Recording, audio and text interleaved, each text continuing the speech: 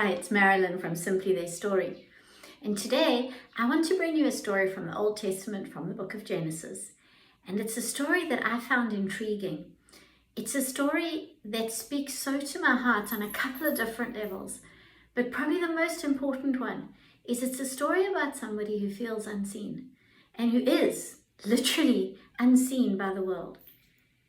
Hagar is the story of those of us who seem to fall through the cracks, the unseen, the people who are oppressed, who are victims, helpless, forgotten.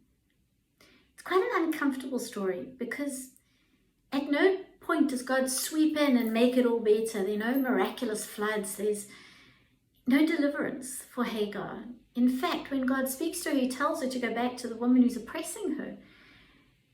And it makes for quite a hard read. For me, another thing the story highlights is how weak and imperfect our biblical heroes are. Names that we're used to and we hear all the time, and yet their lives are full of failings and bad choices. And for me, that gives me hope, because if they could be Bible heroes, maybe God has a plan for me too. So today I'd like to bring you her story, and I really encourage you to go and read it. Read up on Hagar, find out a bit more about her. She is now considered one of the icons for women emancipation and the movements against slavery. And the reasons are pretty clear. So without further chatter, today I present to you the story of Hagar. I always felt like quite an outsider, like the character that comes in and out during the play and no one really notices them or knows what they're there for. No one remembers. A non-person, I guess, just someone else's property, chattel, used, abused, neglected, discarded. For my life has never been easy. And there are truths that need telling. And my hope is that this story will speak to those of you who feel disenfranchised, who feel powerless, victims, neglected. For there's nothing more disempowering than being a slave. I was born in Egypt, and I know nothing of my family. I was very young when I was sold. Either my parents were slaves and had no choice, or it was a family who needed money and couldn't care for me, and my only asset was that as a slave. I don't even know when I was born. I have no idea how old I am, and I don't even know what my parents called me. For I was sold to foreigners. They'd come up from their homeland because it was in a famine and Egypt had plenty. And when they got there, Pharaoh took a fancy to the main woman of the camp and took her into his harem. To be fair on Pharaoh, Abram, her husband, did tell everyone it was his sister, not his wife. And Pharaoh so graciously then gave him some livestock and slaves. And that's where I came into the story. Then Pharaoh returned Sarah because everyone in his family was becoming dreadfully ill. And his wise men told him it was because he had taken Sarah, Abram's wife. You can imagine Sarah was rather upset at being given to Pharaoh to save Abram's skin. And I think to placate her, he gave her me to be her personal slave. I was so young. I was still a child. And then Pharaoh told him to get out of his land, and I was taken with. I do remember, as long ago as it was, I remember that heartache. I was losing everything that I knew. I only knew Egypt. I had no family. I had no name. I didn't have freedom, and I would lose the fertile Nile Valley, the smell of Egypt, the dust, the food.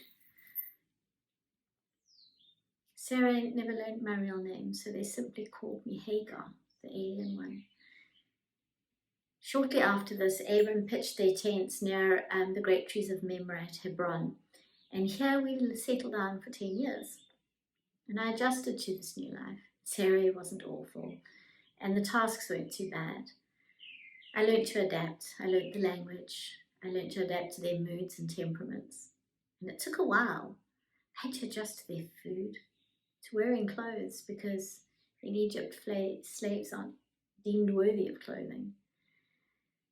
And now I was always clothed, I was fed, I always had a roof over my head. And time passed. Egypt became a very distant memory. My family forgot him. I'd grown up. Now, Sarah was a really beautiful woman. That's why Pharaoh had taken her. But she was unable to have children. And in both my culture and theirs, this marked her as cursed. But even more so for her, because her husband Abram had been told by God when they still lived in Ur that he would be the father of a great nation. I remember as a child how she would cry over her barren state, and how Abram would repeat the promises of God to her and again tell her it's going to happen. God said it would happen. He's cared for us this far. But whenever another woman conceived, you could see the pain in her eyes. And I'd feel it in sharp words and swift slaps. It was about 10 years after we left Egypt that Sarah decided it was time to take matters into her own hands. And I was washing clothes outside her tent, her clothes, when I heard her and Abram talking about it. And she told him that as she owned me, he must sleep with me, and any child we had would be hers. And in that way they could start this great dynasty that they'd been promised. And my heart just felt sick.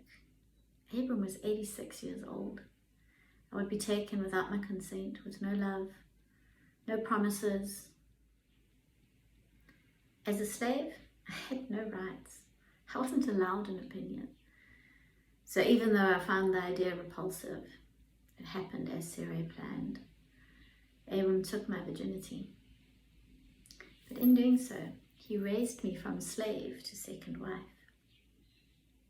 And Sarah knew it. So although she'd engineered all of this, it did change something between us. And I realized I had no choice, but if I could conceive, I would carry Abram's child, something Sarah could apparently not do. And my child would still be my child and would inherit everything. Started to hope I would conceive if I had to suffer the indignity and the abuse.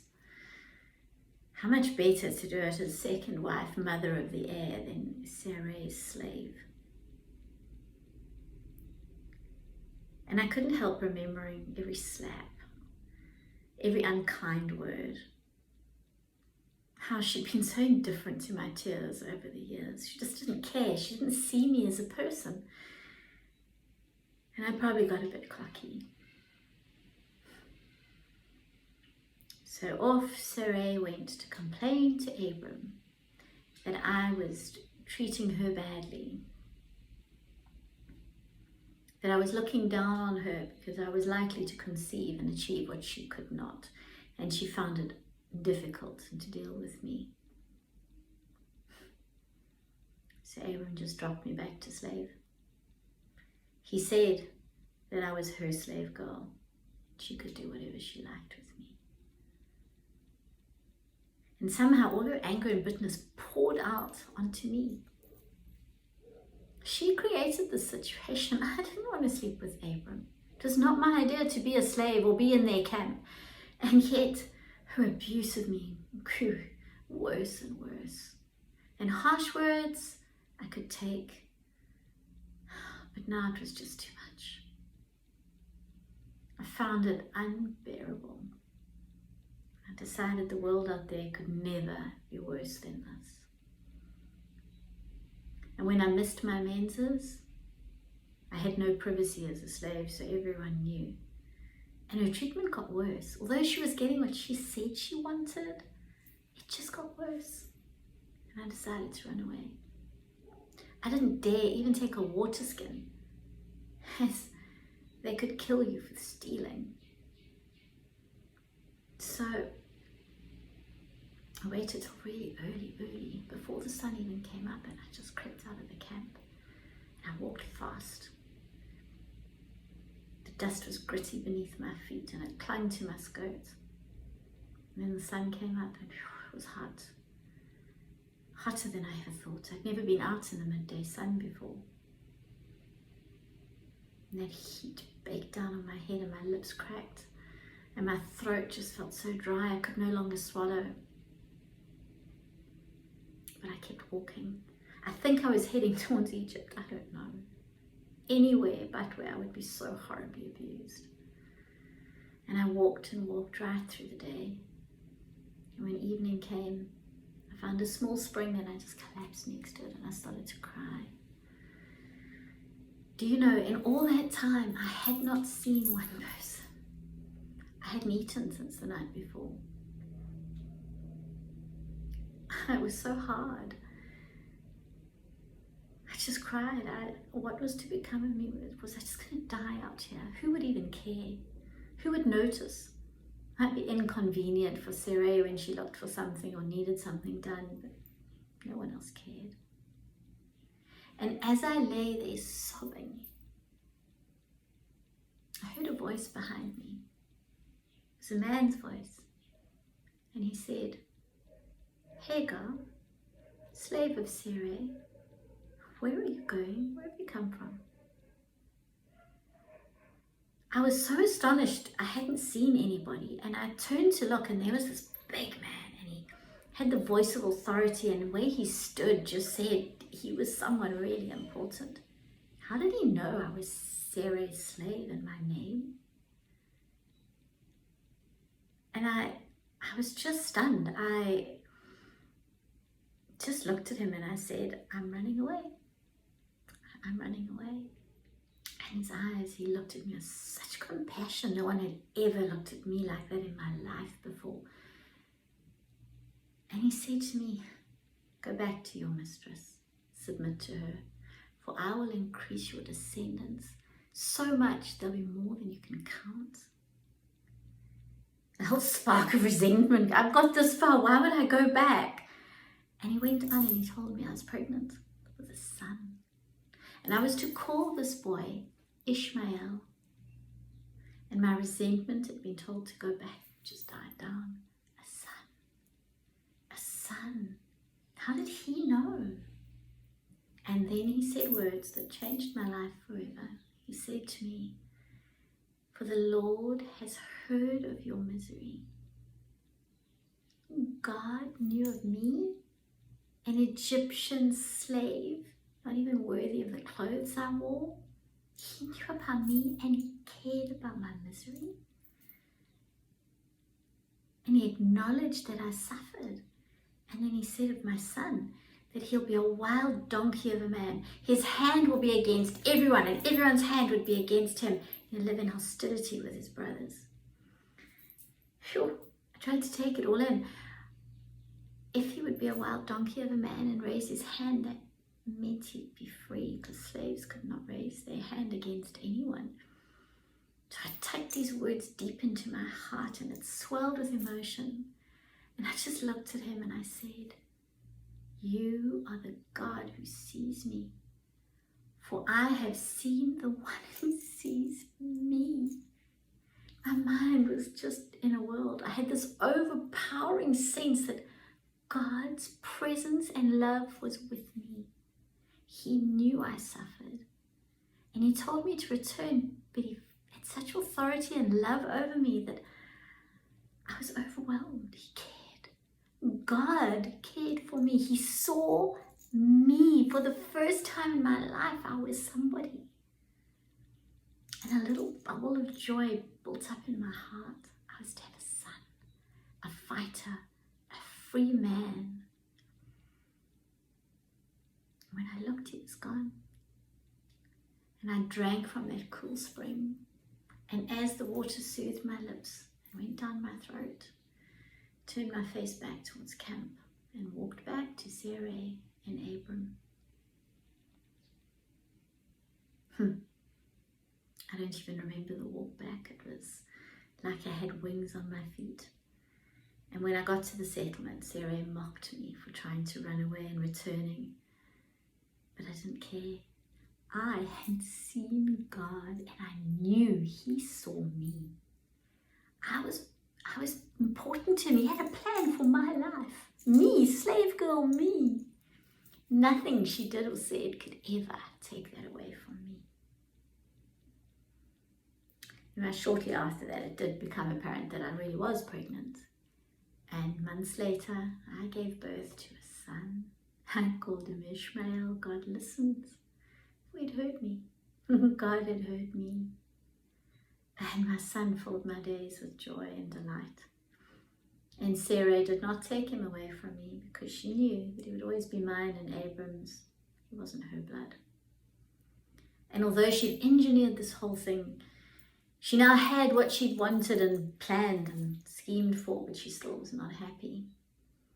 And she resented my fertility.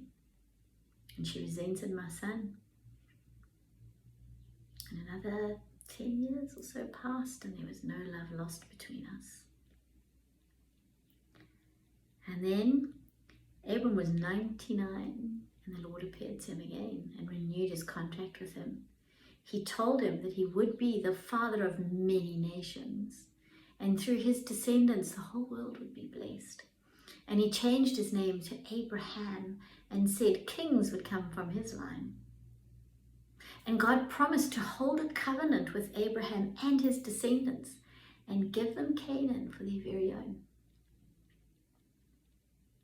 As a sign of this covenant, all the men in the camp were to be circumcised, a very deep, intimate mark of a relationship with an almighty God.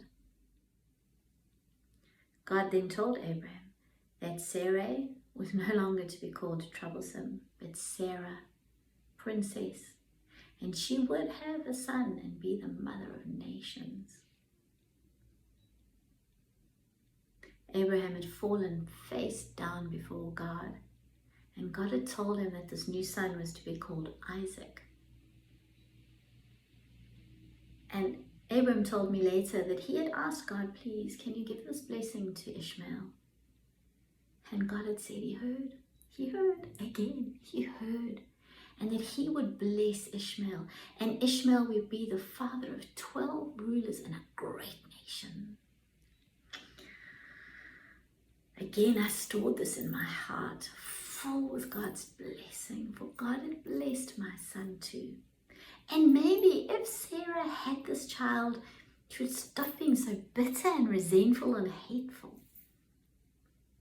And Abraham had gathered all the men in the settlement, and all of them had been circumcised in covenant with Almighty God, including my Ishmael, that very day. And shortly after that, Abraham was sitting outside his tent, and some visitors had arrived, and he greeted them and given them food. And they had told him again that Sarah would have a son. And Sarah was standing inside the tent, and she laughed, but not a nice laugh, an ugly laugh. And they'd heard. They'd asked, why did she laugh? She said, I didn't, but she had. And they had said that she would have a child within a year. And we knew those messages were from God. But she got messengers, I saw God. Anyway, shortly after that, Abram packed everything up and we headed into the Negev. We went to stay at Kadesh, between Kadesh and Shur, in an area called Gerar. And this was ruled by a great king called Abimelech, who had an eye for a pretty woman. And even though Sarah was in her 90s, she was still absolutely beautiful. Once again, Abraham told her to say she was his sister, in case the king killed him to get her. True, just as it had happened in Egypt, the king heard of her beauty and he came and took her. I was glad. Hope he kept her. It was so much more peaceful without her in the camp. But God came to the king in a dream, and he told him that he had taken Sarah, Abraham the prophet's wife, and it was going to be rough on him if he didn't give her back.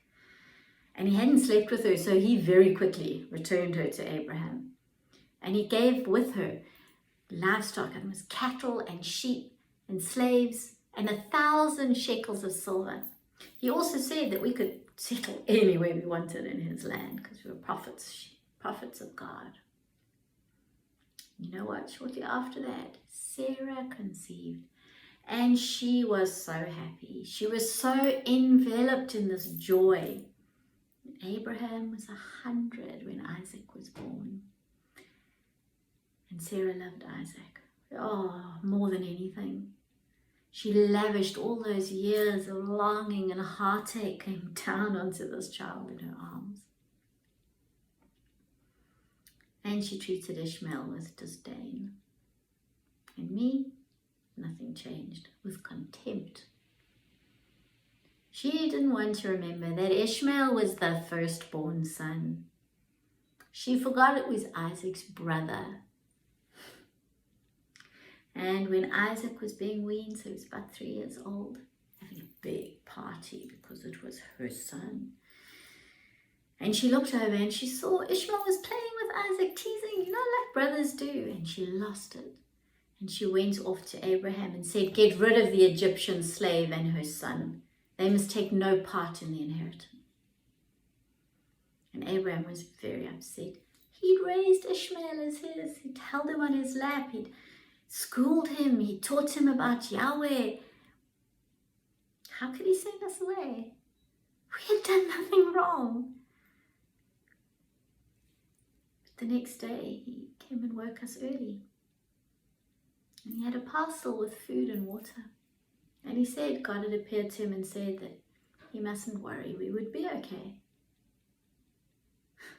And we were to go. Just with what I could carry. Ishmael was 14. He's a boy. How were we to protect ourselves in the desert of Beersheba? But Abraham was so wealthy, couldn't he spare us a camel, a donkey, a soldier to care for us until we got somewhere? I mean, did he not care about his son? Did it mean nothing? But leave we did. God, where's your hand? How are we going to survive? And we walked through the heat and the dust. We shivered through the cold of desert nights, no tents, no blanket even. We ran out of food and then we ran out of water. We weren't even sweating anymore. There was no moisture left in our bodies. And Ishmael was crying. There was no one, there was nothing to help us. And I found a little low bush and I dug out the hot sand with my hands and I told Ishmael, just crawl in there. It's a little bit of shade. And I went and sat a little way away and I just sobbed. As God, we're on. I can't watch my child die. He's the only person who has ever shown me love. And I was watching him die and there's nothing I can do. And I could hear him crying, my boy. And then I heard a voice I knew from heaven. What's the matter, Hagar? Do not be afraid. God has heard the boy crying, and as he lies there, lift him up. Take him by the hand, for he will make a great nation. And as I looked up in awe at the sound, I saw before me a well of water. And I grabbed that last water skin and I ran and I filled it and I took it to my boy and he drank deeply. And I filled it for myself and I drank. I was in awe. I didn't know how God was going to do this, but he saw me. He heard Ishmael. We were not going to die. So we stayed near the well just drinking and rehydrating and trying to regain our strength, not sure what the next step was. But knowing God cared. We were not non-persons to him. Maybe Abraham neglected his son, but God did not. Just shortly after that, a tribe of Bedouins arrived to drink from the well. They gave us food. They offered us shelter. They asked if we wanted to join them, and so we did. And they cared for us. They made us part of their tribe. And Ishmael grew up to be a strong man, and they taught him to be an archer. And he was very good at it. And I watched him grow and live in this desert of Paran. So much joy and pride. My son was fierce. He was a fighter. He was free. And later, I arranged a wife for him from Egypt. Good Egyptian girl. And he had 12 sons. And I watched them grow. 12 sons, 12 tribes, a great nation. For God sees all of us. God hears all of us. And God keeps his promises. My message to you today, if you're suffering, if you're unseen, unheard, if you feel powerless, if you're in a situation that's just awful, I can't tell you God will always pull you out, but he will see you and he will walk through it with you. And his promises, they're there for you, for everyone God sees. There is no one God doesn't love. There's no one unimportant in God's eyes. So take courage if you're in the desert. Take courage if you're thirsty. Take courage if you're hungry, and know God has a plan and he holds you in his hands. And sometimes that is hard. My life didn't get easy, but I'm so blessed. And God saw me, an Egyptian slave. He sees you too. Hold that promise. So I hope you enjoyed the story, and I really do encourage you to go and read it. My next story that I'm working on is in the pipeline, and keep an eye on the channel and you will see it. If you enjoyed the video, please like, please subscribe. If you want to get notifications, click notifications. If you have a story you'd like me to tell, let me know in the comments box and I'll see what I can do. Thank you so much for listening, and I hope you're blessed. Goodbye.